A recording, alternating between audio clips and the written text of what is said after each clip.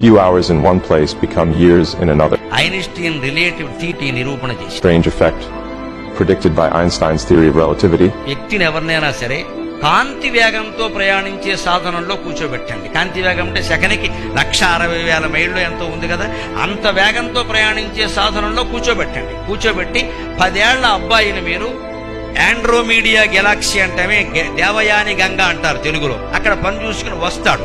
వచ్చేసరికి అతని వయస్సు 56 సంవత్సరాలు పెరుగుతుంది ఆ వేగాన్ని బట్టి. కానీ భూమండలం మీద 40 లక్షల ఏళ్లు గడిచిపోతాయి.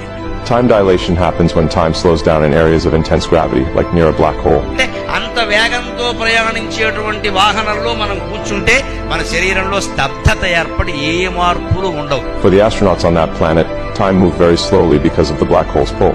ఎలా ఉన్నవాళ్ళం అలాగే ఉంది. Meanwhile, time on the spaceship, farther from the black hole, flowed normally. అదంతా కల్పన కాదు, బుక్కిడి పురాణాలు కావు.